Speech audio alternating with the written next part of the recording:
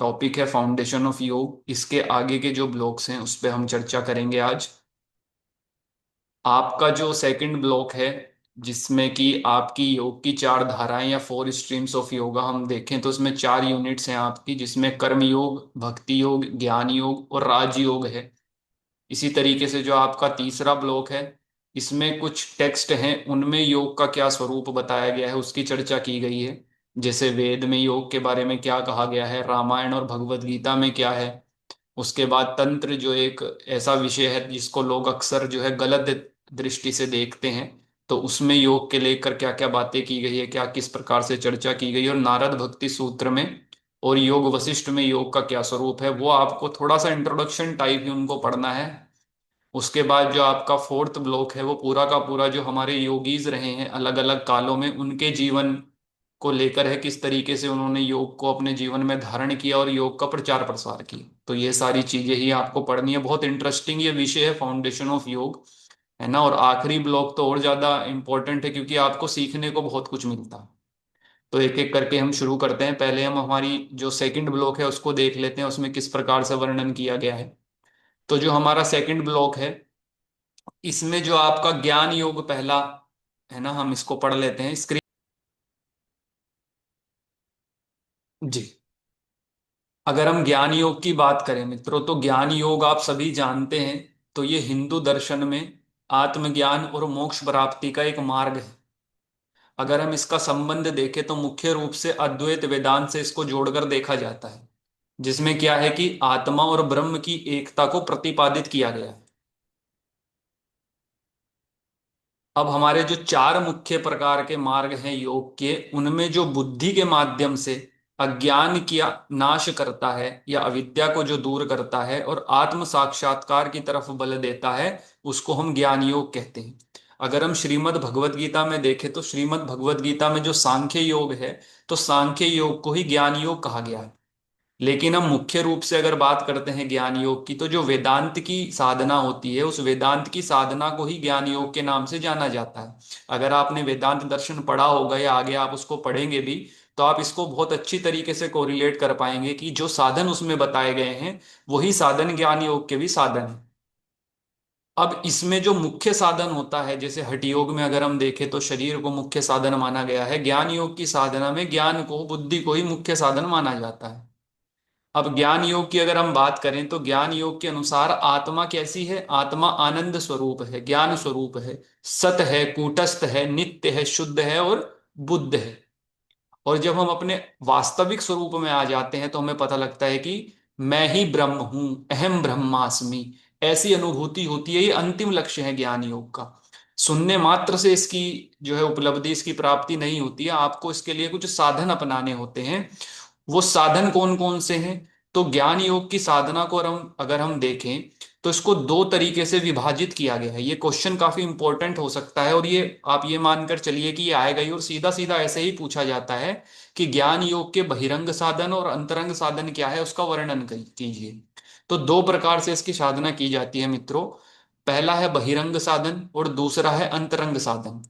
अगर मैं बहिरंग साधन की बात करूं तो बहिरंग साधन का अर्थ ये होता है कि ज्ञान योग की साधना की जो प्रारंभिक अवस्था होती है, जिसमें साधक को कौन कौन सी बातों का पालन करना आवश्यक होता है, उनको बहिरंग के नाम से जाना जाता है। अब बहिरंग के अंदर चार साधन आते हैं। सुनने से आपको ऐसा प्रतीत होगा कि ये तो थोड़े और डीपर लेवल के साधन है, परंतु इनको बहिरंग साधन का नाम दिया गया है। इन्हीं बहिरंग साधन को, चूंकि ये संख्या में चार हैं, इसीलिए इनको साधन चतुष्टय भी कहा जाता है। और इनका पालन करने पर ही साधक जो है सच्चा जिज्ञासु होता है। ये कौन कौन से साधन हैं? तो पहला है विवेक, दूसरा है वैराग्य, तीसरा है मुमुक्षुत्व और चौथा है षट संपत्ति। अगर हम इसकी उसमें प्रॉपर क्रम में इसको लगाएं तो तीसरे नंबर पे षट संपत्ति आता है, चौथे पे मुमुक्षुत्व आता है ना। तो अगर आप इसको क्रम में भी नहीं लिखते हैं तो कोई ऐसी समस्या की बात नहीं है, आपको पता होना चाहिए कि है कौन से। अगर हम एक एक को देखें, यहां पर विवेक का अर्थ क्या होता है आप सभी जानते हैं। एक होती है बुद्धि, एक होती है निर्णायक बुद्धि। सही गलत का जो फैसला करता है मित्रों, उसको विवेक कहते हैं। बुद्धि तो सभी के पास है आज के समय में, लेकिन विवेक की कमी है। आजकल आप जितने भी ये सारे प्रपंच देखते हैं संसार में, जितने भी हर जगह त्राहिमाम हो रहा है, ये उन लोगों ने नहीं किया जिनके अंदर बुद्धि नहीं है। ये उन लोगों ने किया है जिनके अंदर बुद्धि तो है परंतु विवेक नहीं। तो विवेक का अर्थ होता है नित्य अनित्य वस्तु विवेक, ऐसा विवेक चूड़ामणि में कहा गया है।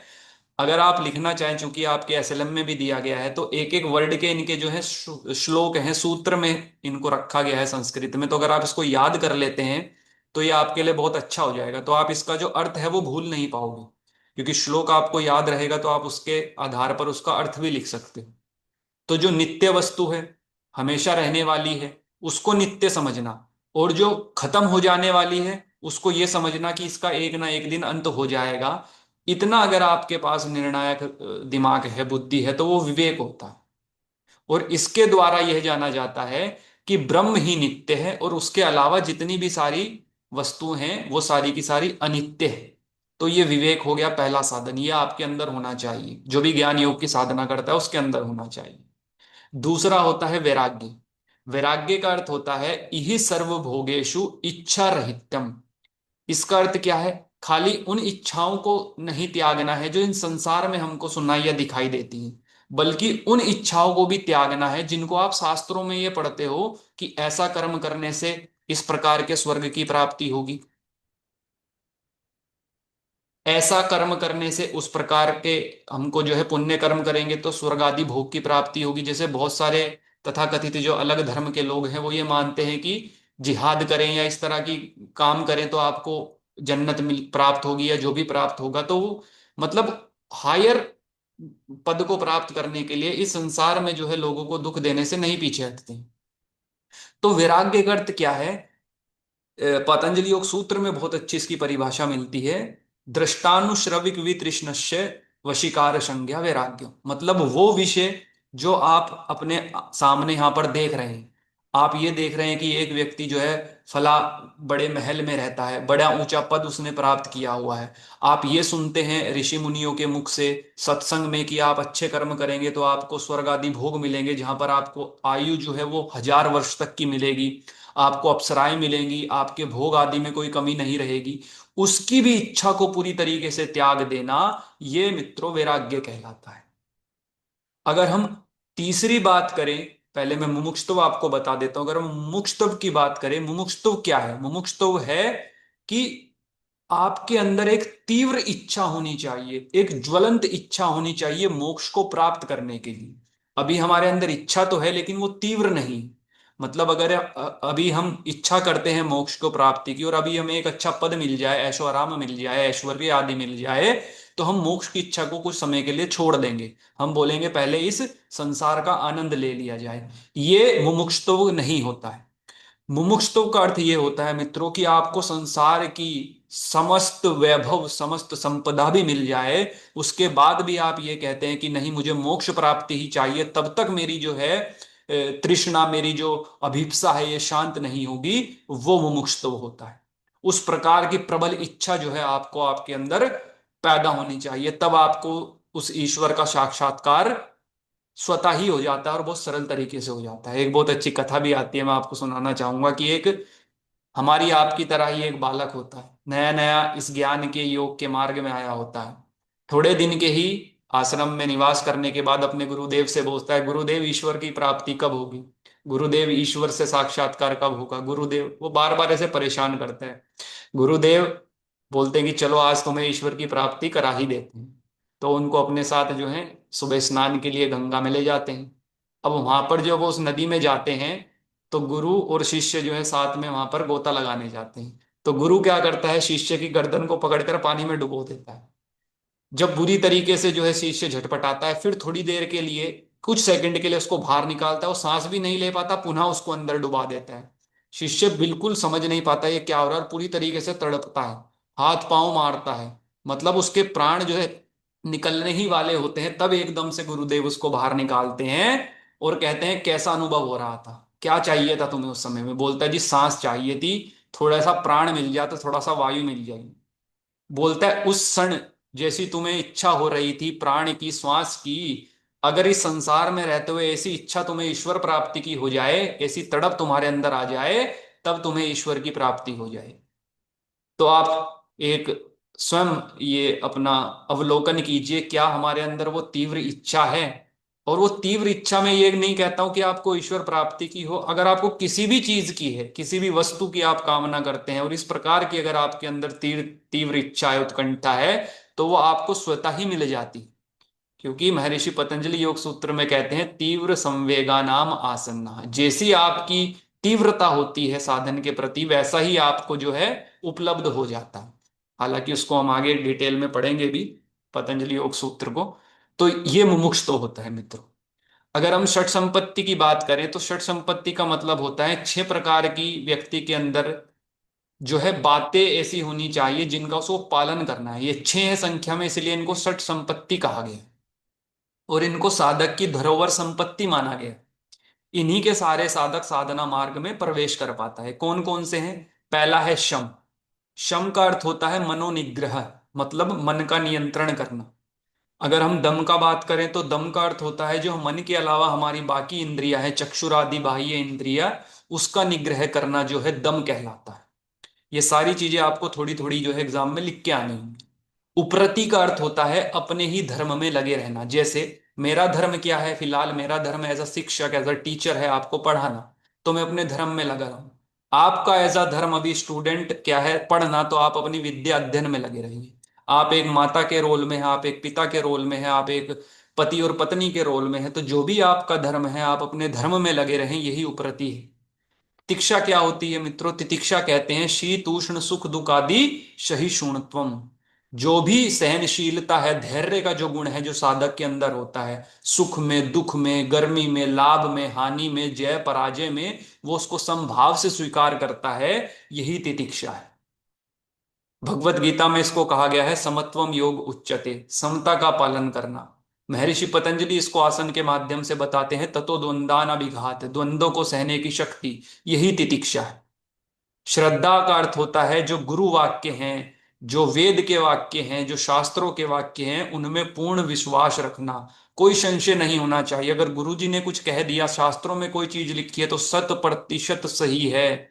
ये हमारी मूर्खता है, ये हमारी अज्ञानता है कि हम उसको सही प्रकार से समझ नहीं पाते हैं। तो श्रद्धा भी बहुत बड़ा साधन होता है आपको उस मार्ग में अपलिफ्ट करने के लिए, ऊपर बढ़ाने के लिए। और समाधान का अर्थ होता है चित्त की एकाग्रता। जब आपका चित्त किसी एक वस्तु पर निरंतर स्थिर होने लगता है, उसको समाधान कहते हैं। तो ये बहिरंग साधन बताए गए हैं ज्ञान योग के। अगर हम अंतरंग साधन की बात करें तो अंतरंग साधन सुनने में तो बहुत इजी लगते हैं, लेकिन ये पूरी तरीके से मेंटल फैकल्टी है, पूरी तरीके से मानसिक है, इसलिए इनका साधन करना, इनका पालन करना बहुत कठिन होता है। कौन कौन से बताए गए हैं? श्रवण मनन निधि ध्यासन, ऐसा कहा गया है। श्रवण का अर्थ क्या होता है? श्रवण का अर्थ होता है गुरु मुख से वेदांत वाक्यों को सुनना। गुरु ने कहा तत्वमसि, तुम वही हो, और ये वाक्य मित्रों उपनिषदों के हैं। दूसरे सेमेस्टर में उपनिषद जब आपको पढ़ने का अवसर मिलेगा, ये भाग्य है हमारा और आपका कि हमको ऐसे शास्त्र पढ़ने का मौका मिल रहा है, तब आप जानोगे कि कितनी गूढ़ रहस्य, कितनी गूढ़ बातें उसमें लिखी गई हैं। तो जो इस तरह के वाक्य हैं, अहम ब्रह्मास्मि, अयम आत्मा ब्रह्म, ये जितने श्रुति वाक्य हैं, इनको सुनना श्रवण कहलाता है। मनन का मतलब होता है जो वाक्य आपने सुने हैं, उनको सुनने के पश्चात उनका तात्पर्य समझकर, उनका अर्थ समझकर, उनका मीनिंग समझकर, वेदांत के अनुकूल, जब आप वेदांत दर्शन पढ़ोगे तो जो लॉजिक बताए गए हैं, जो युक्तियां बताई गई हैं, उसके अनुसार जो ब्रह्म है उसका चिंतन करना ही मनन कहलाता है। पहले आपने सुना, देन यू एनालाइज इट। हर तरीके से आप उसकी परीक्षा करते हो और आप दृढ़ भावना के साथ उस चीज को अपने अंदर स्थापित करते हो। फिर कोई व्यक्ति आपको कुछ भी बोले, आप टस से मस नहीं होते, वो आपके अंदर स्थिर हो चुकी है भावना। अंत में आता है निधि ध्यासन। निधि ध्यासन का मतलब होता है शरीर से लेके बुद्धि पर्यंत जितनी भी जड़ पदार्थ हैं, सबको जड़ माना गया है। सिर्फ ईश्वर, सिर्फ ब्रह्म जो है वो ही चेतन है। तो उन सारे जड़ पदार्थों में धीरे धीरे अपना जो हमारा भाव है, हमारा जो अवेयरनेस है, जैसा पूज्य दीदी जी ने बताया, हम अपना पूरा ध्यान अन्नमय कोश की तरफ रखते हैं, मतलब अपने बाहरी शरीर की तरफ रखते हैं। इसी को अच्छा बनाते हैं योगा करके, इसी को अच्छा बनाते हैं, खा पी के हम सोचते हैं कि यही सब कुछ है। लेकिन इससे अपने मन को हटाकर ब्रह्म में ही अपने चित्त को स्थिर करना, एकाग्र करना निधि ध्यासन कहलाता है। तो ये तीन साधन अंतरंग के साधन है। इस प्रकार से पूरी एक ज्ञान योग की ये साधना है। इसको आप जरूर याद कर लीजिएगा, ये जरूर पूछा जाएगा। दूसरा मार्ग आता है मित्रों भक्ति योग का मार्ग। भक्ति योग क्या है? अगर हम साधना जगत की बात करें तो साधना जगत में भक्ति योग को बहुत ही विशिष्ट स्थान प्राप्त है। और ये भगवान से हमारा संबंध जोड़ता है, इसीलिए इसको योग कहा गया है। और इसको सबसे उत्कृष्ट माना गया है, सर्वोत्तम माना गया है। क्यों माना गया है? क्योंकि एक तो ये सबसे सरल है, सबसे सुगम मार्ग है, और इसका अधिकारी कोई भी बन सकता है। ज्ञान योग के लिए तो आपकी बुद्धि की तीव्रता होनी चाहिए, विवेक आपके अंदर होना चाहिए, एनालिटिकल पावर आपके अंदर होनी चाहिए। यहां पर एक अनपढ़ व्यक्ति भी जिसका हृदय उस ईश्वर के प्रेम में ललायित रहता है, उसको प्राप्त करने का इच्छुक रहता है, वो भी इस भक्ति योग को सहजता से प्राप्त कर सकता है। और हमारे पास बहुत सारे उदाहरण ऐसे हैं जो समाज में जिनको निकृष्ट माना गया, जिनको सबने त्याग दिया, उन्होंने उस अपने भक्ति भाव से वो सर्वोच्च स्थान जो है प्राप्त किया। तो वो ईश्वर खुद आपको अपने हाथों पे उठाकर वहां तक ले जाता है। अगर आपके अंदर, आपके हृदय में वो प्रेम की भावना है तो ज्ञान का उदय होने में समय नहीं लगेगा, वो ऑटोमेटिकली आपके, क्योंकि ज्ञान आत्मा का स्वाभाविक जो है एक गुण है। तो इसलिए भक्ति योग को सबसे श्रेष्ठ और सर्वोत्तम माना गया है। अगर हम भक्ति शब्द को देखें तो भक्ति शब्द जो है भज सेवायाम धातु से बनता है। इसका अर्थ क्या होता है? इसका अर्थ होता है सेवा, पूजा, प्रेम करना। अगर हम इसकी परिभाषा देखें तो अलग अलग लोगों ने इसकी परिभाषा जो है दी। नारद भक्ति सूत्र भक्ति योग का एक प्रमाणिक और प्रमुख ग्रंथ माना जाता है। अगर आप उसको पढ़ेंगे देखेंगे तो उसमें बताया गया है सा तस्मिन परम प्रेम रूपा। ईश्वर के प्रति, जो भगवान के प्रति जो हमारा उत्कट प्रेम होता है वही भक्ति है। एक जो भक्ति की पराकाष्ठा है वही प्रेम की पराकाष्ठा है मित्र। भगवत गीता में जैसे कहा गया है ये तू सर्वाणी कर्माणि मयि संन्यासा मात परम। मतलब कि जो अनन्य भाव से मेरा चिंतन करता है उन्हें मृत्यु रूपी संसार सागर से मैं शीघ्र ही पार लगा देता हूं। ये श्री कृष्ण कहते हैं भक्ति योग को लेकर। अब इसमें आपको जानना क्या है? इसमें आपको ये जानना है कि भक्त के कुछ प्रकार बताए गए हैं। कौन कौन से? तो ये आपको भगवत गीता के अनुसार पढ़ना है। भगवत गीता में 4 प्रकार के भक्त बताए गए हैं। भगवान श्री कृष्ण कहते हैं चतुर्विदाम भजन्ते माम या जना सो कृतिनो अर्जुन आर्तो जिज्ञासो अर्थार्थी ज्ञानी च भरतर्षभा। 7वें अध्याय में बताया गया है 4 प्रकार के भक्त बताए गए। कौन कौन से हैं? पहला है आर्त। आर्त वो होता है, वो भगवान को तब याद करता है जब वो कष्ट में होता है, दुख में होता है। आपको चोट लगी, आपका एक्सीडेंट हो गया, आप पीड़ा में हैं, आप पेन में हैं, दुख में हैं, तब जब आप उस ईश्वर को बुलाते हैं तब आप किस प्रकार के भक्त कहलाएंगे? आर्त भक्त कहलाएंगे।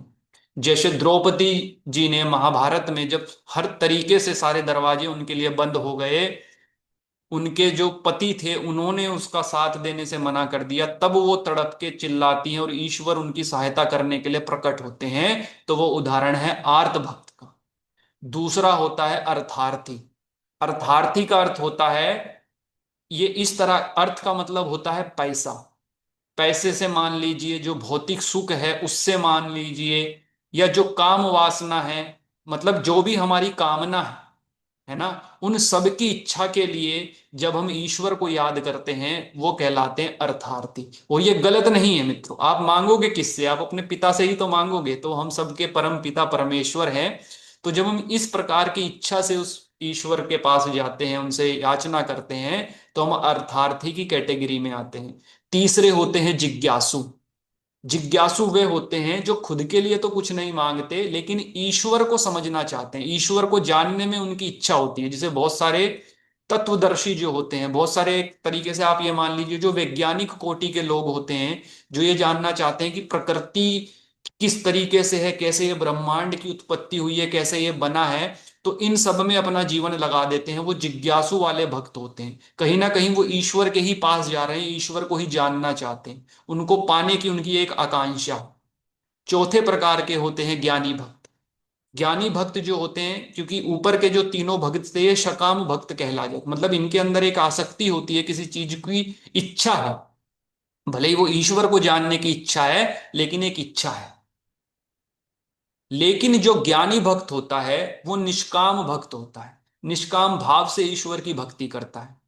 और ज्ञानियों को ही जो है भगवान श्री कृष्ण ने चारों भक्तों में सबसे श्रेष्ठ कोटि का भक्त कहा। कि कहते हैं भगवान श्री भक्तों में मैं ज्ञानी, अपनी आत्मा उसी को कहा है। जैसे सुखदेव आदि हो, ये जन्म से ही ज्ञानी थे, लेकिन फिर भी भगवान की आराधना करते थे, भगवान का कथा करते थे, है ना। तो ये चार प्रकार के मित्रों भक्त के प्रकार बताए गए हैं, बहुत इंपॉर्टेंट है, इसको आप जरूर पढ़ लीजिए। अब हम बात करते हैं किस प्रकार की भक्ति होनी चाहिए, क्या होती है। तो दो तरीके से हमको भक्ति, नवदा भक्ति की चर्चा मिलती है। आप लोगों को पता होगा, पहला तो अगर आप में से किसी ने भागवत महापुराण पढ़ी होगी तो उसमें नवदा भक्ति का वर्णन मिलता है। और अगर किसी ने रामायण पढ़ा हो, वाल्मीकि रामायण, तो उसमें भी श्री राम जो है माँ शबरी को नवदा भक्ति का ज्ञान प्रदान करते हैं।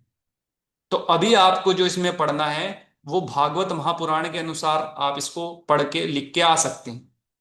तो इसमें जो बताया गया है वो 9 प्रकार की भक्ति कौन सी है, आप इनको नाम याद कर लीजिए। सीक्वेंस से भले ही आप याद ना हो, लेकिन अगर आपको नाम याद होंगे तो आप कुछ ना कुछ इनके अंदर लिख पाएंगे, क्योंकि नाम से ही अर्थ क्लियर हो जाएगा आपको। मैं एक एक करके पढ़ के बता देता हूं। श्रवण कीर्तन विष्णु स्मरणम पाद सेवनम अर्चनम वंदनम दास्य साख्य आत्म निवेदनम, ये पूरा का पूरा सूत्र है एक श्रीमद् भागवत महापुराण का। श्रवण, श्रवण का अर्थ होता है ईश्वर की लीला कथा महत्व आदि को कहना, सुनना। जैसे राजा परीक्षित जी ने भागवत कथा सुनी। कीर्तन, कीर्तन का अर्थ होता है निरंतर भगवान को याद करना, उसका गुणगान करना। जैसे किसने किया, सुखदेव मीरा ने किया। तीसरा होता है स्मरण, स्मरण मतलब अनन्य भाव से परमेश्वर को याद करना, जैसे प्रहलाद करते थे, हर जगह उनको ईश्वर दिखते थे। चौथा है पाद सेवन, भगवान की चरण सेवा करना, जैसे माता लक्ष्मी हमेशा उनके चरणों में विराजमान रहती है। पांचवा है अर्चन, विधि पूर्वक भगवान की जो पूजा की जाती है उसको अर्चन कहते हैं। भागवत महापुराण में कथा आती है पृथु की, बहुत बड़े सम्राट पूरे इस विश्व को, पृथ्वी के सम्राट हुए, इसलिए उनको पृथु कहा जाता है। जिस प्रकार से वो अर्चन करते थे, वंदन करना, नमस्कार करना, स्तुति करना, ये वंदन कहलाता है। जिस प्रकार से अक्रूर जी ने किया, ये भी भागवत महापुराण के ही आप लोगों ने पढ़ी होगी। तो ये श्री कृष्ण के जो है चाचा जी थे, ये किस तरीके से वंदन करते थे, दास्य भाव, सेवक सेवक बनकर सेवा भाव से जो है भगवान की आराधना करना, जैसे हनुमान जी करते थे। साख्य मित्र भाव से जैसे अर्जुन ने किया। और आत्मनिवेदन, अपना समर्पण पूरी तरीके से ईश्वर को कर देना, जैसे राजा बलि ने किया वमन अवतार को लेकर। तो ये 9 प्रकार से जो है हम नवदा भक्ति करते हैं। क्या इसके अलावा भी कुछ भक्ति होती है? तो होती है। जब यही भक्ति अपनी पराकाष्ठा में चली जाती है तो ये रागात्मिका भक्ति बन जाती है। रागात्मिका का आरंभ होता है, मतलब क्या है, मतलब एक अलौकिक प्रेम भाव उत्पन्न होने लगता है। एक ऐसी अवस्था आ जाती है जब वो बहुत ज्यादा समर्पित हो जाता है, एक अनुराग की भावना, एक समर्पण का अनुभव करता है। हर जगह अपने ही आराध्य देव की उसको झलक दिखाई देती है। कभी आकाश में, कभी वृक्षों में, कभी जलधाराओं में, कभी मंदिरों में उनको उनके दर्शन होने लगते हैं। और सबसे उत्कट अवस्था होती है, वो होती है पराभक्ति। रागात्मिका भक्ति की भी चरम अवस्था पराभक्ति होती है, जिसमें द्वैत का सर्वदा अभाव हो जाता है। प्रेम गली अति साकरी जामे दो ना समाए, उसमें फिर एक ईश्वर ही रहता है, आप अपनी सुध बुध भूल जाते हो। मीरा के लिए कहा जाता है कि वो सशरीर मूर्ति में समा गई, उनका अपना कोई अस्तित्व जो है वो रहा ही नहीं। एक इस तरह की जो है स्थिति होती है वो पराभक्ति की होती है। तो ये भक्ति योग के बारे में इस प्रकार की चर्चा आपके एसएलएम में दी हुई है। अगर हम कर्म योग की और राजयोग की बात करें तो कर्म योग भी अपने आप में आज के समय में अगर हम देखें तो बहुत महत्वपूर्ण साधन है योग को प्राप्त करने का, योग के साथ जुड़ने का। तो इसमें भी अगर हम देखें तो कर्म शब्द भी क्रय धातु से बनता है, जिसका अर्थ होता है कार्य करना, क्रिया करना। जिसमें भी आप क्रिया के साथ आपके भाव जुड़ जाएं वो कर्म बन जाता है। भगवान श्री कृष्ण कहते हैं ना ही कश्चित क्षणमपि जातु तिष्ठयत कर्म करत। एक सेकंड के लिए भी जो है कोई भी व्यक्ति बिना कर्म के नहीं रह सकता है, कर्म तो आपको करने ही पड़ेंगे। और कहते हैं कि जिस प्रकार से लाख गायों के बीच में भी बछड़ा अपनी मां को ढूंढ लेता है, इसी प्रकार जो है कर्म अपने कर्ता को ढूंढ लेता है। तो अगर आपने कोई कर्म किया है तो उसका फल भी आपको अवश्य मिलेगा। कर्म योग हमको यह शिक्षा देता है कि आप कर्म तो करिए परंतु निष्काम भाव से करिए। बिना किसी इच्छा के जब आप कर्म करते हैं तो उसका फल नहीं बनता है, और आप कर्म करते हुए भी इससे मुक्त हो सकते हैं। ईशावास्य उपनिषद में बहुत अच्छा मंत्र आता है, कुर्वन्ने वहे कर्माणि जिजीविषेछदं सुमा एवं तव्वै नान्य थे तो अस्ति ना कर्म लिप्यते नरे। कहते हैं कि 100 वर्ष तक जीने की इच्छा करो, निष्काम भाव से कर्म करते हुए जियो। इसी में भगवत गीता में दो बहुत महत्वपूर्ण परिभाषाएं भी आती है। एक तो मैंने आपको बताई दी, इसको आप याद कर लेना। और एक आई है योगः कर्मसु कौशलम। ये आपके दोनों में काम करेगी, योग की परिभाषा में भी और कर्मों के में। कर्म के कुछ प्रकार भी बताए गए हैं, या आपके जो है एसएलएम में दिए गए हैं, उनको आप जरूर पढ़ लीजिएगा। नित्य कर्म होते हैं, नैमित्तिक कर्म होते हैं, काम्य कर्म होते हैं, प्रायश्चित कर्म होते हैं। अलग अलग तरीके से कर्मों को वर्गीकरण किया गया है ना। भगवत गीता के अनुसार कुछ कर्म बताए गए हैं। भगवत गीता के अनुसार 3 कर्म बताए गए हैं, कर्म, आकर्म और विकर्म। पातंजल योग सूत्र के अनुसार 4 प्रकार के कर्म बताए गए हैं, शुक्ल कृष्ण शुक्ल मिश्रित और आकृष्ण और आशुक्ल, जो योगी के कर्म होते हैं, जो उसको बंधन में नहीं डालते हैं। तो 2-3 ग्रंथों का रेफरेंस देकर आप कर्मों के प्रकार को भी परिभाषित कर सकते हो। तो ये तीनों ही अपने आप में बहुत इंपॉर्टेंट क्वेश्चन है। हो सकता है कोई शॉर्ट में पूछ लिया जाए, कोई लॉन्ग में पूछ लिया जाए, तो तीनों को अच्छी प्रकार से आप याद कर लेंगे। अगर हम राजयोग की बात करें तो राजयोग पूरा का पूरा जो हमारा पातंजल योग सूत्र है वो राजयोग का ही ग्रंथ है। और आपके जो है पातंजल योग सूत्र है भी, तो उसमें जो आप पढ़ते हैं वो सारा का सारा आप इसमें राजयोग में लिख सकते हैं। जिसमें आप पहले योग की परिभाषा बता सकते हैं, अष्टांग योग का आप इसमें वर्णन कर सकते हैं। इतना भी अगर आप कर देंगे तो राजयोग के लिए सफिशिएंट होगा। आगे हम चलते हैं कि हमारे कुछ पवित्र ग्रंथ हैं, उनमें योग को किस प्रकार से परिभाषित किया गया है। तो अगर हम वेदों में देखें, वेदों में योग किस प्रकार से बताया गया है, तो अलग अलग वेद में योग को अलग अलग तरीके से वर्णित किया गया। कुछ हमको प्रमाण भी मिलते हैं, जैसा मैंने आपके उसमें बताया भी है वहां पर। जैसे अथर्ववेद में क्या कहा गया है कि सबसे उत्तम औषधि क्या है, वो प्राण है ना। इसी प्रकार से अगर हम आसन के बारे में देखें तो वहां पर एक शब्द यूज होता है जिसको हम कहते हैं निषाद, निषादत। निषादत का मतलब होता है सुख पूर्वक बैठना। तो वहां पर आसन शब्द का प्रयोग ना करके ये शब्द का प्रयोग किया गया है। और यहां पर जो है इसको शारीरिक व्यायाम नहीं माना गया, यहां पर इसको स्थिरता माना गया, जो महर्षि पतंजलि भी कहते हैं स्थिर सुखम आसन। ठीक है, अक्षय जी क्वेश्चन हम लास्ट में रख लेंगे। उसी प्रकार से अथर्ववेद में प्राण को जैसा मैंने बताया औषधि माना गया है। अगर हम ध्यान और समाधि की बात करें तो ऋग्वेद में उपमा दी गई है कि जैसे नदियां समुद्र में मिलती है वैसे ही मन को ईश्वर में लीन होना चाहिए। गायत्री मंत्र में धीमहि जो शब्द आया है ये हमको धारणा करने के लिए कहता है, ये धारणा का ही घोतक है धीमहि।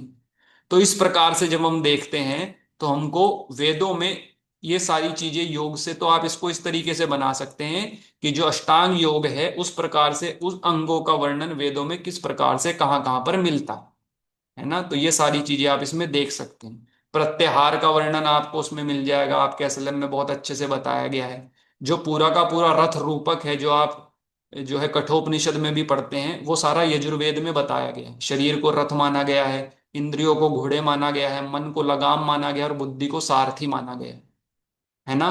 वैदिक प्रार्थनाएं आप कुछ लिख सकती हैं कि हम कानों से शुभ सुने, आंखों से शुभ देखे, भद्रम कर्णे विष्णुने आम देवा। इस तरीके से जो ये सारी चीजें हैं आप इसको पढ़कर अपने नोट्स बनाकर पॉइंट टू पॉइंट इनको याद कर सकते हैं। तो ये भी आपका एक इम्पोर्टेंट पूरा का पूरा चीज है। गीता में अगर हम देखें तो गीता में मैंने आपको बता ही दिया है ना, कुछ हमारी परिभाषाएं हैं, उनके आधार पर आप लिख सकते हो कि गीता में योग का स्वरूप कैसा है। समत्वम योग उच्चते की बात आई है, योगः कर्मसु कौशलम की बात आई है, एक स्थित प्रज्ञ की बात आई है। ये भी बहुत इंपॉर्टेंट है ना। पूरा का पूरा जो आपका सेकंड चैप्टर है खास करके सांख्य योग, ये बहुत इंपॉर्टेंट है। इसके अगर ज्यादा से ज्यादा श्लोक आपको याद हो जाए तो वो अच्छा रहेगा, है ना। तो उसको याद करने की कोशिश करिएगा।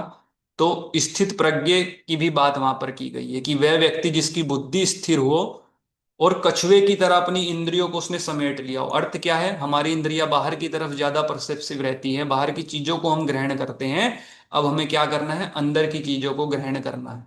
अपने मन की तरफ अपनी इंद्रियों को मोड़ना है, मन बुद्धि में लग जाए, बुद्धि आत्मा में स्थिर हो जाए, यही योग है कठोपनिषद में जैसा बताया गया है।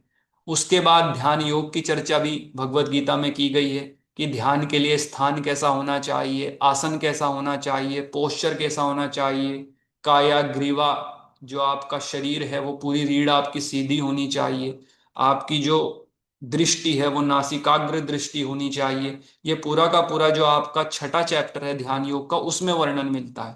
तो इसको आप पढ़ लेना। स्थित प्रज्ञा जैसे मैंने बताया कि जिसकी इच्छाएं पूरी तरीके से समाप्त हो गई हो, विपत्तियों में जो संभाव से रहता हो, इंद्रियां जिसकी संयमित हो, वैसा व्यक्ति स्थित प्रज्ञ होता है। जब अर्जुन श्री कृष्ण से पूछते हैं तब वो इसके बारे में बताते हैं, है ना।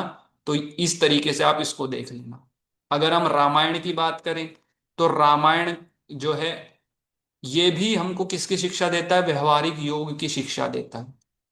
अगर हम इसकी रचना की बात करें तो महर्षि वाल्मीकि जी ने इनको जो है रामायण के रचयिता माना जाता है और इनको आदि काव्य या प्रथम महाकाव्य की श्रेणी में रखा जाता है। बाद में फिर संत तुलसीदास जी आए, उन्होंने श्री रामचरित मानस के रूप में इसका जो है प्रस्तुतिकरण किया। तो व्यवहारिक योग ये हमें सिखाता है, मतलब इसके जितने भी पात्र हैं रामायण में आप देखेंगे तो वो सभी ना सभी किसी ना किसी प्रकार से जो है योग योगी ही जीवन जी रहे हैं। अगर कर्म योग के उदाहरण देखें तो हमारे सामने साक्षात श्री राम जी, जिन्होंने जिनका राज्याभिषेक होने वाला है और पिताजी की आज्ञा पालन करते हुए वो 14 वर्ष के वनवास पे चले जाते हैं। इतना संयम, इतना धैर्य उनके जीवन से हमें सीखने को मिलता है। ये हमको कर्म योग की शिक्षा देता है कि जो हमारा कर्म है, जो हमारा धर्म है, उसको बिना डरे बिना विचलित हुए हमको करना है। भक्ति योग की जब हम बात करते हैं तो माता शबरी कितने वर्षों तक उनकी प्रतीक्षा करती है और जब वो आते हैं तो कैसे अपने झूठे बेर उनको खिलाते हैं और वो श्री राम कितने प्रेम से उन बेरों को जो है खाते हैं। हनुमान जी का अगर हम चरित्र देखें तो दास्य भक्ति का उदाहरण है हमारे सामने। अगर हम लक्ष्मण का चरित्र देखें, भरत का चरित्र देखें, माता सीता का चरित्र देखें, तो जितने भी उदाहरण हैं ये सभी के सभी हमारे सामने एक हमारे आदर्श हैं कि कैसा हमारा जीवन होना चाहिए, योग में कैसा हमारा जीवन होना चाहिए। तो ये सारी की सारी चीजें आप इसमें लिख सकते हैं, उनके जो क्वालिटीज हैं उनको आप इसमें बता सकते हैं। और यहीं पर अगर आप लिखना चाहें तो नवदा भक्ति के बारे में भी लिख सकते हैं। ठीक है। नवदा भक्ति जो है अरण्य कांड में इसका वर्णन मिलता है। जब श्री राम जो है माता शबरी के पास जाते हैं और उनको नवदा भक्ति का ज्ञान देते, क्या कहते हैं, प्रथम भक्ति क्या है, संतों का संग करना है, प्रभु की कथा को सुनना है, अभिमान रहित होकर गुरु की सेवा करनी है, सब आपके जो है एसएलएम में है। तो ये पूरे के पूरे जो 9 प्रकार की भक्ति है रामायण में अगर आता है तो इस तरीके से आप इसको लिख सकते हैं। तंत्र योग भी अपने आप में एक ऐसा विषय है जिसको मिस इंटरप्रेट किया जाता है ना, गलत तरीके से लिया जाता है। परंतु अगर हम देखें तो भारतीय आध्यात्मिकता का सबसे रहस्यमयी विज्ञान जो है वो तंत्र योग है। इसमें कोई जादू टोना नहीं है बल्कि मुक्ति का ही एक गहन विज्ञान है ये क्या कहते हैं कि ब्रह्मांड की उत्पत्ति जो है वो शिव से होती है। शिव का अर्थ यहां पर है शुद्ध चेतना, शक्ति का अर्थ है रचनात्मक ऊर्जा। तो जब ये दोनों मिलते हैं तो ब्रह्मांड की उत्पत्ति होती है, क्रिएशन होता है। तो जब शिव शक्ति से अलग हो जाता है तो शव बन जाता है, निर्जीव हो जाता है। और इनका मिलन, इनका पुनर्मिलन का जो मार्ग है उसी को जो है तंत्र योग का मार्ग कहा जाता है। शब्द की अगर हम उत्पत्ति देखें तो तनोति त्रायति इति तंत्रा ऐसा कहा गया है। मतलब तनोति का अर्थ होता है विस्तार करना, फैलाना, और त्रायति का अर्थ होता है मुक्त करना। मतलब चेतना का विस्तार करना और ऊर्जा को मुक्त करने का जो विज्ञान है वो क्या है, तंत्र योग। और उसकी जो बीच की हड्डी है, रीढ़ जो है, वो है कुंडली। इसमें कुंडलिनी को जागृत करने पे ज्यादा फोकस किया जाता है, इसीलिए क्योंकि जब आप कुंडलिनी को जागृत करते हो तो आपके अंदर अलग अलग तरह की ऊर्जाएं आती हैं, अलग अलग तरह का सामर्थ्य आता है। तो कई बार व्यक्ति जो है इस, क्योंकि वो कंट्रोल नहीं कर पाते उन शक्तियों को, उनके अंदर कलेश रहते हैं, अविद्या रहती है, तो वो उसका फिर अपने स्वार्थ पूर्ति के लिए भी पालन करते हैं, तो वो और ज्यादा गर्त में जाते हैं। तो गुरु की आवश्यकता इसमें बताई गई है कि गुरु के निर्देशन में ही ये सारे कार्य आपको करने चाहिए।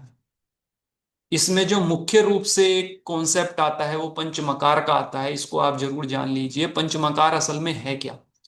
कुछ शब्द ऐसे हैं, जैसा मैंने आपको बताया, कि इनका इंटरप्रिटेशन गलत कर लिया गया है, इसीलिए लोग इसको कहते हैं कि तंत्र जो है ये तो वाम मार्गी है ना, ये तो नकारात्मक ऊर्जा का मार्ग है। ऐसा नहीं।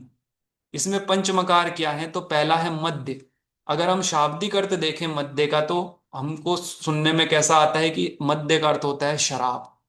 परंतु तंत्र में अगर हम गहराई में जाते हैं तो हमको पता लगता है मद्य का अर्थ होता है अमृत। तो जब वहां पर मद्यपान की बात की गई है तो उसमें शराब पीने की बात नहीं की गई है, उसमें कहा गया है कि गहरे ध्यान में जब आप जाते हैं और सहस्त्रार से जो आपको एक दिव्य आनंद टपकता है, दिव्य रस टपकता है, उसका आपको पान करना है, वही मद्यपान है। दूसरा मांस की बात आती है। मांस का अर्थ होता है, लोग समझते हैं किसी जीव जंतु के मांस की बात कर रहे हैं, परंतु मांस का अर्थ होता है, मां का अर्थ होता है जीव। हठ योग में आपने पढ़ा होगा गोमांस भक्षण, खेचरी मुद्रा के लिए यूज होता है। तो मां का अर्थ होता है जीव। तो मौन और सत्य बोलना, शब्दों का भक्षण करना, इसको मांस यहां पर कहा गया है। मत्स्य की अगर बात करें तो मत्स्य का अर्थ जनरली हम लेते हैं मछली से, लेकिन यहां पर मत्स्य का अर्थ होता है प्राणायाम के माध्यम से जो हमारी दो इड़ा और पिंगला नाड़ी हैं, इनको दो मछलियां कहा गया है, इन दोनों पर नियंत्रण करना, यही मत्स्य है। अगर हम मुद्रा देखें तो मुद्रा को लोग सामान्य भाषा में समझते हैं भुना हुआ अनाज, परंतु मुद्रा का अर्थ होता है नकारात्मक संगति का त्याग कर कर ईश्वर अभिमुख होना, ईश्वर की तरफ मुड़ना। और सबसे जो गलत समझा गया है वो है मैथुन। मैथुन को लोग समझते हैं यौन मिलन है, परंतु यहां पर तंत्र में मैथुन का अर्थ होता है शक्ति और शिव का जब मिलन हो जाता है। मतलब जब कुंडलिनी नीचे से उठकर परम सहस्त्रार में पहुंच जाती है, चेतना में पहुंच जाती है, वही मैथुन है, उन्हीं को मिलाना है। तो ये पूरा का पूरा तंत्र का स्वरूप है, इस प्रकार से योग इसमें बताया गया है। अगर हम अपने फोर्थ ब्लॉक की तरफ चले तो फोर्थ ब्लॉक बहुत इंटरेस्टिंग है। आप इसको खाली, मैं चाहूंगा कि एसएलएम तक ही सीमित मत रखिए, इनकी पुस्तकें हैं। हर योगी के ऊपर अपनी जीवनी लिखी गई है, आप डिटेल में जाइए। जब आप उनको पढ़ते हैं तो आपको प्रेरणा मिलती है, आपको मोटिवेशन मिलता है कि हाँ हमारा जीवन कैसा होना चाहिए, क्या एक आदर्श जीवन होता है, क्या संघर्ष उनके जीवन में आए और क्या हमारे जीवन में संघर्ष चल रहे हैं। जब आप उनको कंपेयर करते तो आपको पता लगता है तो आपका जीवन कितना अच्छा है। तो ये चीजें आपको ज्यादा से ज्यादा पढ़नी चाहिए। तो पहला हमारा जो इसमें हमने कैटेगराइजेशन किया है वो है मॉडर्न टाइम्स के जो योगी हुए, आधुनिक काल के जो योगी हुए, उनका जीवन। इसमें पहला है महर्षि दयानंद सरस्वती।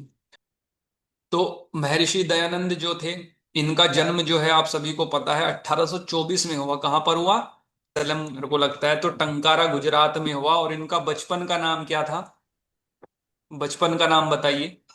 मूल मूल शंकर तिवारी। मूल शंकर सर। मूल शंकर मूल तिवारी। शंकर। मूल शंकर तिवारी इनका जो है बचपन का जी। नाम था। तो यही जी। आपको चीजें इस तरीके से एग्जाम में लिखनी है। पहले उनका आपको जीवन परिचय स्टार्टिंग में थोड़ा सा बता दीजिए, क्या उनके जीवन में वो निर्णायक क्षण आए जब उनका जीवन पूरी तरीके से बदल गया। जैसे अगर मैं इनकी बात करूं महर्षि दयानंद की, तो एक समय आता है, ये शिवरात्रि का दिन था, पिताजी के कहने पर इन्होंने उपवास रखा था और रात्रि जागरण ये कर रहे थे। इन्होंने देखा अपनी खिड़की से बाहर की एक शिवलिंग है, उस पर चूहे जो हैं वो दौड़ रहे चूहे हैं ऊपर प्रसाद खा नीचे, रहे। प्रसाद खा रहे हैं। अब इनके मन मन में, क्योंकि बालक थे उस समय में, जिज्ञासु थे, तो इनके अंदर से एक प्रश्न आया कि जो मूर्ति अपनी रक्षा नहीं कर सकती है चूहे से, वो सर्वशक्तिमान ईश्वर कैसे हो सकती है। इसी का परिणाम ये हुआ कि मूर्ति पूजा से इनका विश्वास उठ गया, परंतु जो सच्चा निराकार ईश्वर है उसकी खोज इन्होंने शुरू कर दी। फिर 21 वर्ष की आयु में इन्होंने अपना गृह जो है वो त्याग दिया। फिर ये मथुरा में गए, वहां पर इनको स्वामी विरजानंद जी, जिनको प्रज्ञा चक्षु भी कहा जाता है, उनसे इनका मिलन हुआ। गुरु से उन्होंने वेदों को, सत्य को फैलाना, अज्ञान को मिटाना, इसका जो है गुरु दक्षिणा उनके गुरु ने इनसे ली। तो अपना पूरा जीवन जो है इन्होंने इसी कार्य में लगाया। क्या महत्वपूर्ण क्षण इनके जीवन में आए, तो 1875 में इन्होंने आर्य समाज की स्थापना करी और नारा दिया, वेदों की ओर लौटो। वेदों की ओर लौटो। बहुत आध्यात्मिक सुधार इन्होंने किए। मूर्ति पूजा, पशु बलि का विरोध किया, यज्ञ और निराकार ईश्वर की उपासना पर इन्होंने जोर दिया। इनकी जो पूरी की पूरी उपासना की पद्धति है मित्रों, आपको पता होगा, तो ये पूरी की पूरी अष्टांग योग पर आधारित है ना। जो हमारा महर्षि पतंजलि का अष्टांग योग है उस पर, जाति प्रथा हो, बाल विवाह हो, है ना, अनटचेबिलिटी हो, महिला शिक्षा, विधवा विवाह, इन पर इन्होंने बहुत जोर दिया, बहुत समर्थन किया। तो योगी के साथ साथ समाज सुधारक ये रहे। और जो इनका एक मूल कॉन्सेप्ट था वो था त्रैतवाद का सिद्धांत, है ना। ये पिछली बार भी पूछा गया था शॉर्ट आंसर में। तो तीन शाश्वत सत्ताओं को ये मानते हैं। ईश्वर जो सच्चिदानंद है, एक है निराकार है, सर्वज्ञ है, सृष्टि करता है। दूसरा है आत्मा, जीव। जीव कैसा है, चेतन तो है परंतु अल्पज्ञ है, ईश्वर से अलग है, अपने कर्मों का करता है और भोगता है। उसका लक्ष्य क्या है, मोक्ष की प्राप्ति। तीसरा है पदार्थ, जिसको प्रकृति कहा, जो जड़ है, और यही ब्रह्मांड का भौतिक कारण भी है। और प्रकृति हम सभी को पता है त्रिगुणात्मक है, सत्व रज तम से मिली हुई है। तो ये पूरा का पूरा है। और इनकी इंपॉर्टेंट कुछ पुस्तकों के नाम दिए गए हैं, कौन कौन सी पुस्तक इन्होंने लिखी है, तो उसको आप जरूर पढ़ लेना। वो आपके हो सकता है एमसीक्यू में पूछ लिया जाए, जिसमें सत्यार्थ प्रकाश जो है इनकी लिखी हुई मेन पुस्तक है ना। तो कौन कौन सी पुस्तकें इन्होंने लिखी हैं, क्या क्या इन्होंने करा है अपने जीवन में, वो सारी चीजें आपको इनमें लिखनी है। दूसरा स्वामी विवेकानंद आते हैं। स्वामी विवेकानंद का जन्म हुआ है 1863 में। कब हुआ था, किस दिन हुआ था इनका जन्म, बताइए 12 कोई। जनवरी 12 जनवरी को, उसी दिन को हम क्या मानते हैं, जी। कौन सा दिवस मनाते हैं उस दिन हम। 2000 विश्व युवा दिवस। युवा विश्व दिवस। युवा दिवस। हाँ बूढ़े जी। लोग भी मनाते हैं विश्व युवा दिवस, आप लोग भी मनाते होंगे। क्या करते हैं आप लोग उस दिन। कुछ नहीं करते सर। कुछ नहीं करते, तो करिए। क्यों करिए, क्योंकि इन्होंने क्या कहा है, उत्थिष्ट जागृत प्राप्य वरान्नि बोधिता। उठो जागो तब तक मत रुको जब तक लक्ष्य प्राप्त ना हो जाए। तो उस दिन को अपना लक्ष्य निर्धारण का, जो आपका निर्धारित लक्ष्य है उसको प्राप्त करने का जो है वो बनाइए, कि कितना मैंने प्राप्त कर लिया और कितना प्राप्त करना बाकी है। तो एक मील के पत्थर के रूप में उस दिन को आप मनाइए। ये भी बचपन से ही बहुत सारी चीजें आप लोग सुनते हैं इनके बारे में, कि बहुत तार्किक थे, बहुत जिज्ञासु थे, फोटोग्राफिक इनकी मेमोरी थी, एक बार जो देख ले वो पूरा का पूरा दिमाग में एज इट इज फीड हो जाता था। ये भी जिससे मिलते थे उनसे एक ही सवाल पूछते थे, क्या आपने ईश्वर को देखा है। अंत में ये मिलते हैं एक ऐसे व्यक्ति से, और उनसे भी यही पूछते हैं, क्या आपने ईश्वर को देखा है।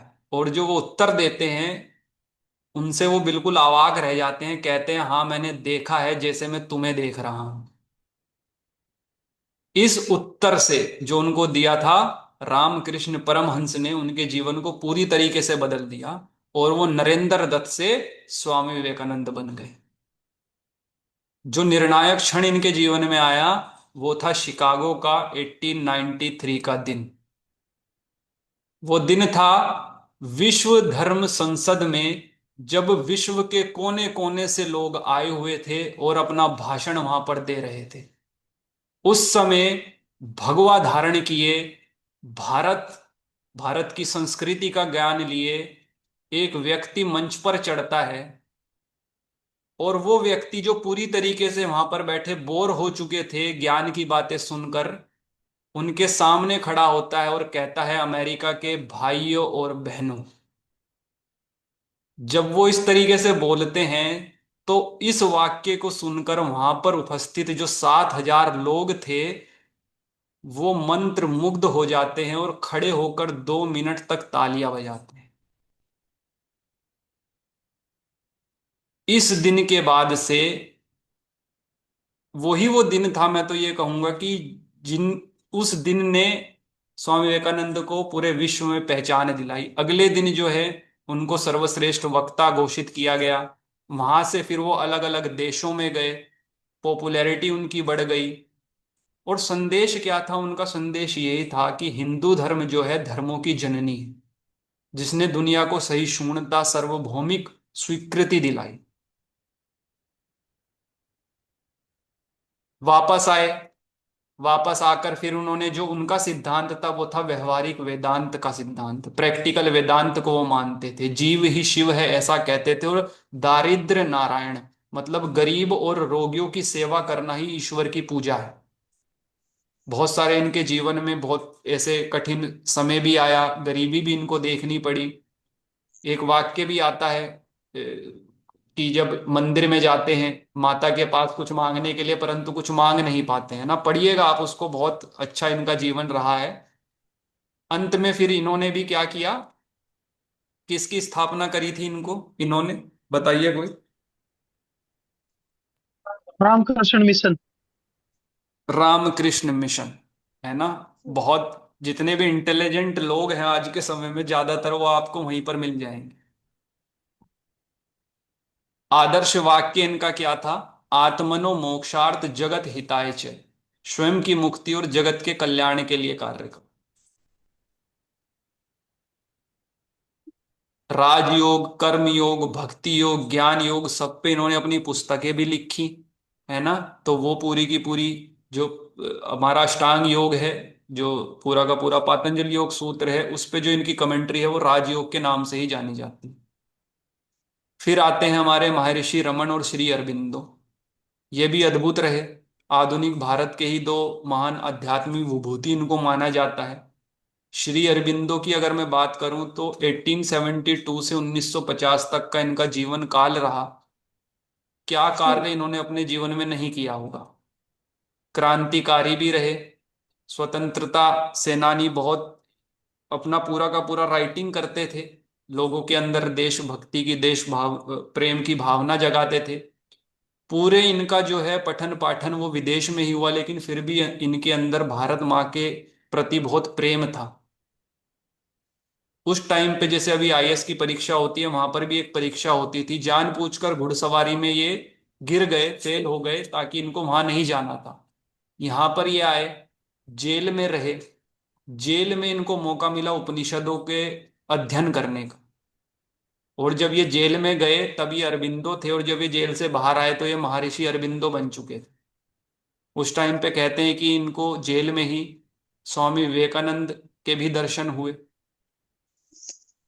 बहुत उच्च कोटि के साधक ये रहे।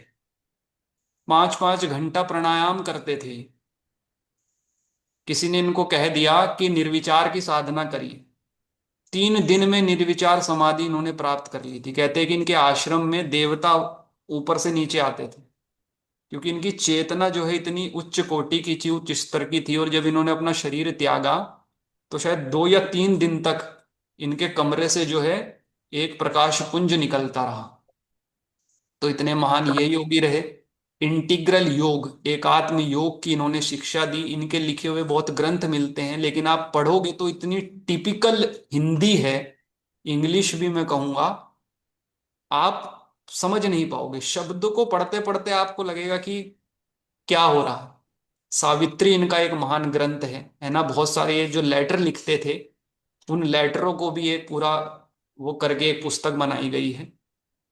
तो पढ़िएगा, मतलब मैं तो ये कहूंगा, अगर इनके किसी भी योगी के अगर आपको जीवन को जानना है तो उनकी लिखी हुई जो पुस्तकें हैं उनसे अच्छा माध्यम कोई नहीं बन सकता। दूसरे हैं महर्षि रमन। इनको अरुणाचल के मौन संत कहा जाता था। इनका जो मार्ग था वो था सेल्फ इंक्वायरी का मार्ग, आत्म विचार का। सवाल पूछते थे, मैं कौन हूं।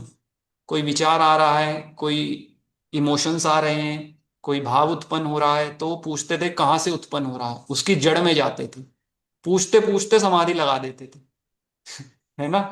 ऐसे ये महान योगी रहे।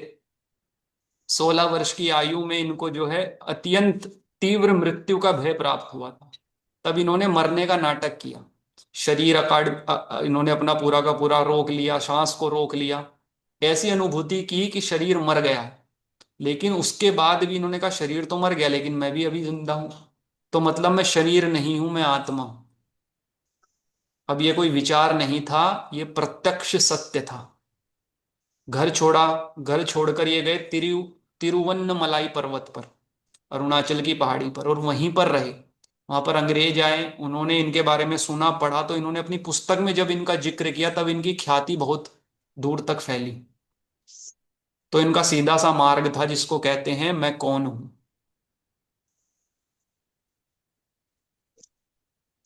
अगर मैं पुस्तकों की बात करूं तो जो श्री अरविंदो हैं, इनका तो अद्भुत साहित्य कार्य रहा, द डिवाइन लाइफ इन्होंने ग्रंथ लिखा। सावित्री 24,000 पंक्तियों का महाकाव्य है ये पूरा का पूरा।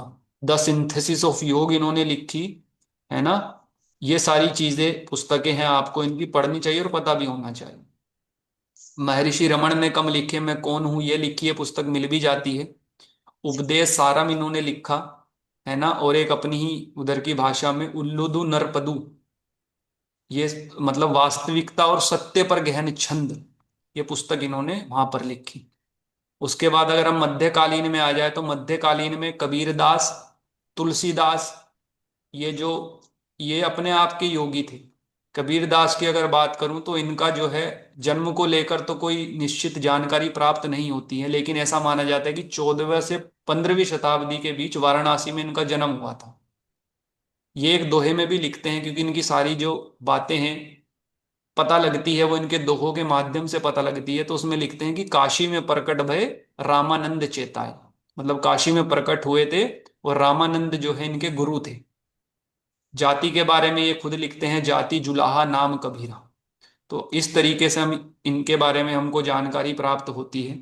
कहते हैं कि काशी में एक विधवा को रामानंद जी ने पुत्रवती भव का आशीर्वाद दे दिया था, जिसके बाद इन एक शिशु के रूप में जन्म हुआ। तो लज्जावश, क्योंकि विधवा थी, तो उन्होंने उनको तालाब में फेंक दिया, जिसके बाद नीमा और नीरू, ये दो जुलाहे थे, उन दंपत्तियों को मिला, उन्होंने इनका लालन पालन किया।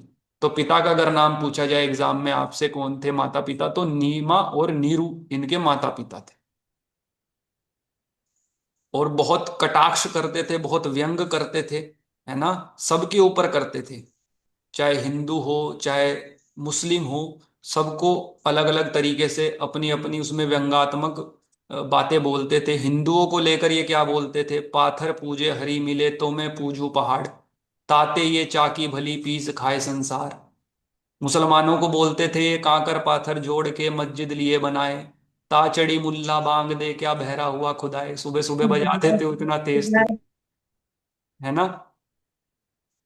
तो ये सारी चीजें हैं। गुरु गोविंद दो खड़े, तो इनके बारे में पूछा जाए तो सारे दोहे हैं आपके पास, ये सारे वहां पर लिख दीजिएगा। पहले जीवन परिचय लिखिएगा, फिर कैसा कैसा इनका जीवन रहा पूरा का पूरा वो लिखिएगा। इनकी जो बुक्स हैं, टेक्स्ट हैं, वो इंपॉर्टेंट रहेंगी, तो उनके बारे में आप जरूर लिखिएगा। कितनी किताबें इन्होंने लिखी, कौन कौन सी लिखी हैं, ये सारी चीजें। तुलसीदास जी के अगर जीवन के बारे में बात करें तो रामचरितमानस ऐसी पुस्तक है जो आज हर किसी के घर में मिलती है। तो रामचरितमानस ने ही संत तुलसीदास जी को वो प्रसिद्धि दिलाई, और वो आज हमारे बीच में अमर हो चुके हैं। इनके जन्म की अगर हम बात करें तो 1554 में सावन के महीने के सप्तमी दिन इनका जन्म हुआ था। ये खुद इन्होंने उसमें लिखा है, रामचरितमानस में।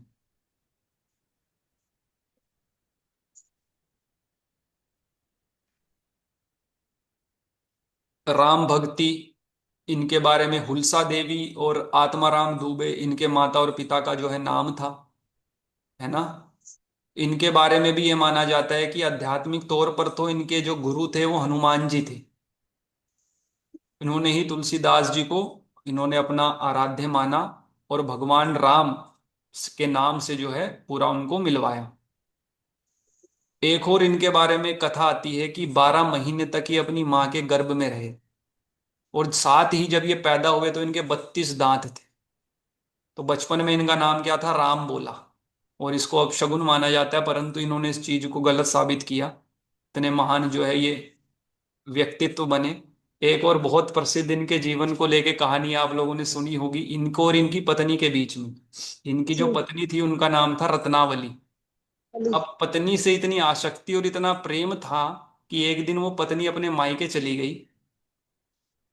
अब मायके रह नहीं पाए उनके बिना। इतनी तेज बारिश आ रही थी, आंधी तूफान थी, उफनती हुई नदी को पार करके घर पे गए। वहां पे सांप लटक रहा था, सांप को रस्सी समझकर ऊपर चढ़ गए। ऊपर चढ़ के जैसे ही सरप्राइज देने के लिए पत्नी के पास गए, पत्नी तो बोली ये कैसे आदमी हो तुम? नीचे देखा सांप लटक रहा है। तो बोला कि इतनी आसक्ति तुम्हें मेरे से है, अगर इतनी ईश्वर से भगवान से हो जाए। वो लग गई बात। ऐसे ही हार्ट होता है आदमी का ईगो। वहीं से फिर ये राम भक्ति में चले। अकबर के समकालीन ये हुए। अकबर ने इनको एक बार ये मौका भी दिया, है ना, कि आप हमारे नौ रत्नों में शामिल हो जाओ, निमंत्रण दिया, लेकिन उन्होंने इसको प्रस्ताव को ठुकरा दिया। जो उस समय में एक हायर पद होता था जिसको मनसबदार का पद बोला जाता है, वो भी प्रस्तावित किया, उसको भी ठुकरा दिया। उस समय के अगर इनके समकालीन की बात करें तो एक अब्दुल रहीम खान खाना हुए, वो भी इन्हीं के दरबार में शामिल थे। तुलसीदास जी की 12 रचनाएं बहुत प्रसिद्ध हैं, अवधी भाषा में लिखी हुई। एक तो रामचरितमानस सबसे ज्यादा प्रसिद्ध है। दूसरी, इन्होंने पार्वती मंगल, जानकी मंगल, रामजा प्रश्न ये लिखे। ब्रिज भाषा में देखा जाए तो उन्होंने कृष्ण गीतावली लिखी, साहित्य रत्न लिखे। इस तरह के अन्य अन्य बहुत सारे ग्रंथ है। इसकी पूरी सूची है, एक आपके एसएलएम में दी गई है। जितना आपको याद हो याद कर लेना। और क्या क्या लिखा इन्होंने? हनुमान चालीसा लिखी, हनुमान बाहुक, हनुमान अष्टक, संकट मोचन, ये सब इन्हीं की रचना है। इसी प्रकार से सूरदास जी हैं। सूरदास भी भक्ति काल के महान कवि जो हैं रहे। कुछ विद्वानों को यही इनके, क्योंकि करेक्ट जानकारी इनको जन्म को लेकर नहीं है, तो जो आपके एसएलएम में वही, उसको ही आप पढ़िएगा। भारतेंदु हरिश्चंद्र एक हुए, उनके अनुसार सूरदास महाकवि चंद्र बरदाई इनके वंशज थे, इनके उसमें पैदा हुए थे।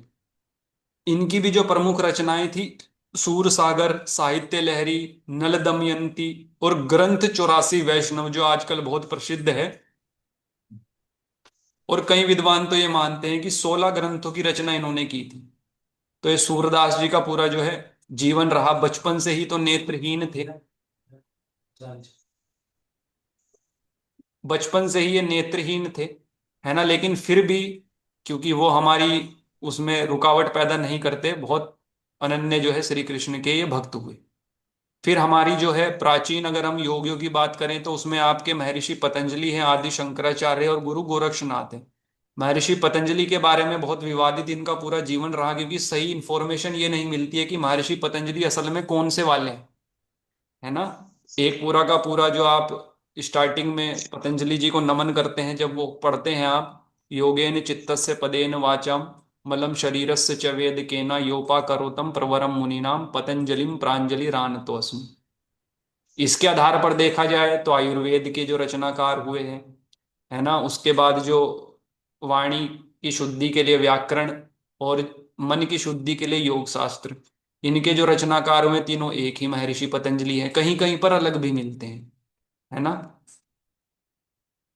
इनके बारे में ये कहा जाता है, इनका नाम कैसे पड़ा पतंजलि, तो पतन अंजल यस्से स पतंजलि, मतलब जो किसी की अंजलि में गिरा, है ना। आदि शेष का, शेषनाग का इनको अवतार माना जाता है। कहीं कहीं आपने फोटो देखी होगी तो ऊपर का शरीर इंसान का है और नीचे का शरीर जो है सांप का है।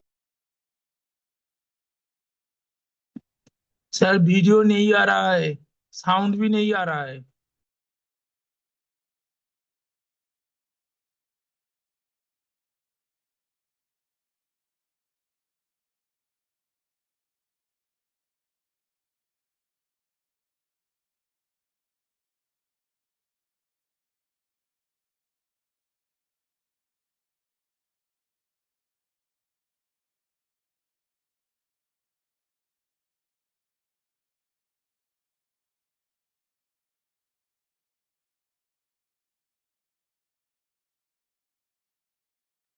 स्क्रीन शो हो रही है अभी? हाँ सर, अभी सब ठीक है। हो रही है सर, हो रही है। ठीक ठीक ठीक ठीक। ओके। तो एक गौणी का नाम की विदुषी थी, उनकी अंजलि में ये गिरे, हाथ में गिरे, तो इनका नाम जो है पतंजलि पड़। इस प्रकार से जो है इनके नाम की उत्पत्ति के बारे में बताया जाता है। हाँ, वो पतंजलि से ही बता रहा हूँ, है ना। तो ये सारी चीजें हमको देखने को मिलती हैं।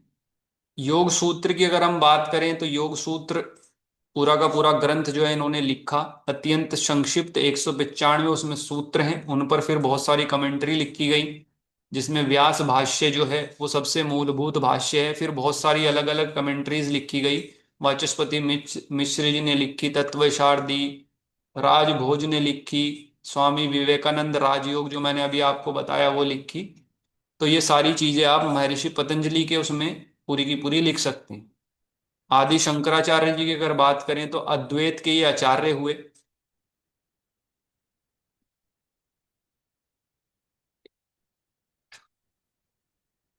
अद्वैत के आचार्य हुए। चार महावाक्य, 8वीं शताब्दी, केरल में इनका जन्म हुआ था, है ना। और 8 वर्ष की आयु में ही वेदों का पूरा ज्ञान इन्होंने अर्जित कर लिया था।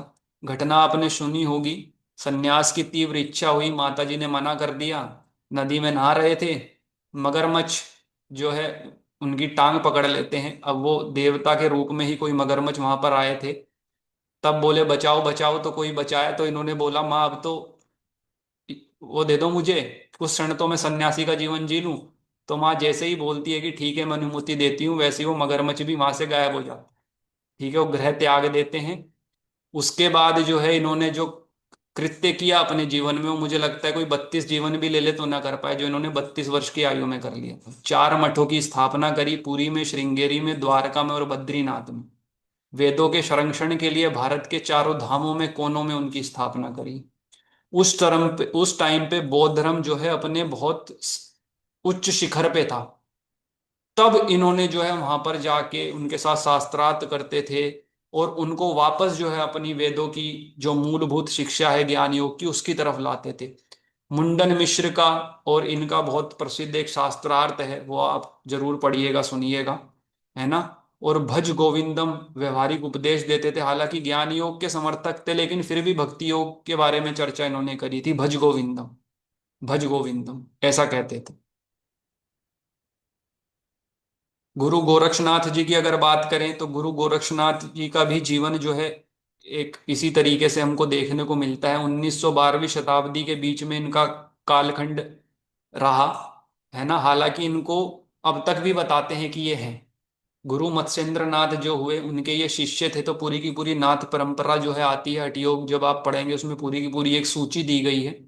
इनके जन्म को लेकर भी एक कथा है कि मत्स्येंद्र नाथ जी एक नगर से जा रहे थे, वहां पर एक द्वार पर पहुंचते हैं भिक्षा मांगने के लिए। तो एक महिला होती है, निसंतान महिला होती है, उनको जब वो पूछते हैं, वो अपनी व्यथा बताती है, तो वो उनको एक विभूति देते हैं। अब महिला ही महिला की दुश्मन होती है, उसकी पड़ोसन आती है, उसको बोलती है विभूति मत खा लेना, किसने दी है, क्या इसका भरोसा है।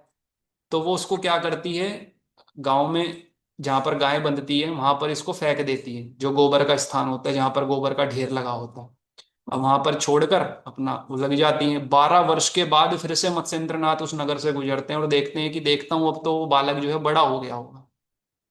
तो वहां पर जाते हैं, वो सारी उसको महिला घटना सुनाती है कि वो तो मैंने ऐसे से फेंक दी थी। तो वो वहां पर जाकर कुछ बोलते हैं, आवाज लगाते हैं, तो वहां से 12 वर्ष का एक बालक प्रकट होता है। अब ये किस उसको रखकर ये कथा बताई गई है। तो गौ द्वारा रक्षित होने के कारण इनका नाम गोरक्षनाथ जो है पड़ा। नेपाल में बहुत पूजनीय है। गोरखा शब्द जो है पूरा का पूरा वो इन्हीं से आया है। हठ योग का पूरा तंत्र का पूरा पूरा ज्ञान जो है इन्होंने ही दिया है। तो हठ योग के बारे में फिर यहाँ पर बता सकते हैं कि हठ योग क्या है, लक्ष्य क्या है। इसका लक्ष्य वही है राजयोग की प्राप्ति, हठ योग में जैसा कहा गया है। षडांग योग की जो है चर्चा मिलती है, आसन प्राणायाम प्रत्याहार धारणा ध्यान समाधि, यम नियम नहीं है, बाकी पूरा का पूरा सीक्वेंस अष्टांग योग वाला ही। इनके अगर ग्रंथ की बात करें तो गोरख संहिता, सिद्ध सिद्धांत पद्धति और बाकी के जो हठ योग के ग्रंथ हैं वो सारे के सारे इन्हीं के द्वारा लिखे गए। तो ये पूरा का पूरा आपका 4 ब्लॉक का इंपॉर्टेंट चीजें मैंने आपको बता दी।